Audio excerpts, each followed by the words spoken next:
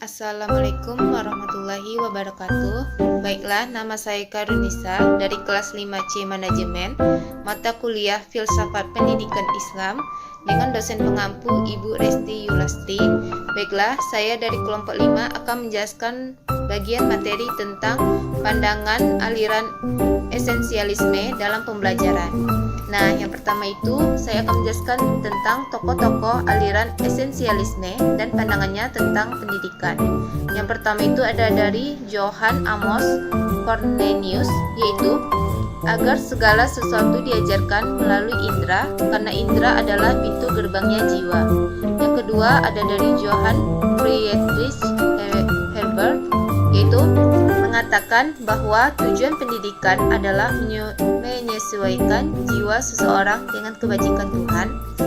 Yang ketiga ada dari William T. Harris, berpendapat bahwa tujuan pendidikan adalah menjadikannya terbentuknya realitas berdasarkan susunan yang tidak terelakkan dan bersendikan kesatuan spiritual. Yang kedua itu ada filsafat pendidikan esensialisme dan pandangan filsafat pendidikan Islam. Yang pertama itu ada menurut Zuhairini, yaitu esensialisme memandang bahwa pendidikan harus berpijak pada nilai-nilai yang memiliki kejelasan dan tahan lama, yang memberikan kestabilan, dan nilai-nilai yang terpilih yang mempunyai tata nilai yang jelas. Yang kedua itu menurut John Butler, yaitu alamlah yang pertama-tama dijadikan pangkat berfilsafat. Kualitas-kualitas dari pengalaman terletak pada dunia fisik yang menghasilkan penginderaan dan persepsi-persepsi yang tidak hanya bersifat mental.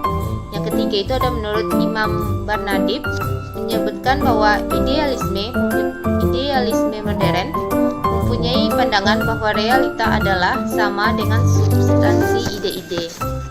Nah, selanjutnya yang ketiga ada beberapa pandangan umum tentang filsafat esensialisme. Yang pertama, pandangan tentang pendidikan, yaitu esensialisme menghendaki agar landasan pendidikan adalah nilai-nilai yang esensial, yaitu yang telah teruji oleh waktu, bersifat menuntun, dan telah turun-temurun dari zaman ke zaman dengan mengambil zaman Renaissance.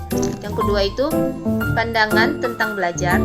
Pada prinsipnya, proses belajar menurut esensialisme adalah melatih daya jiwa yang potensialnya sudah ada.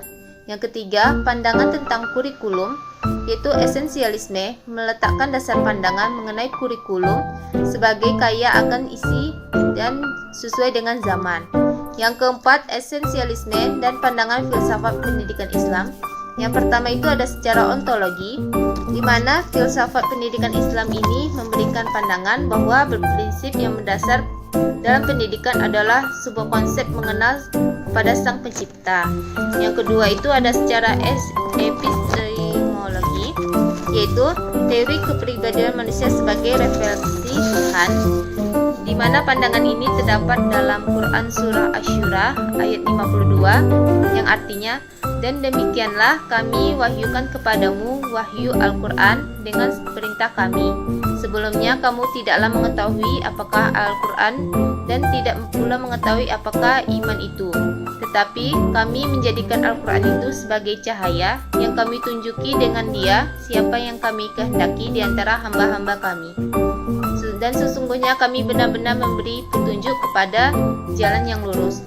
Ayat di atas menjelaskan adanya hubungan sebagai dasar pendidikan agama, mengingat bahwa diturunkannya Al-Quran adalah untuk memberi petunjuk ke arah jalan yang lurus. Lalu yang ketiga yaitu pandangan secara aksiologi, di mana filsafat pendidikan Islam memiliki pandangan aksiologi, di mana di antara prinsip-prinsip yang terpenting yang mengandung nilai praktis di bidang pendidikan. Demikian penjelasan dari saya tentang materi pandangan aliran esensialisme dalam pembelajaran. Sekian dan terima kasih. Lebih dan kurang saya mohon maaf. Saya akhiri. Assalamualaikum warahmatullahi wabarakatuh.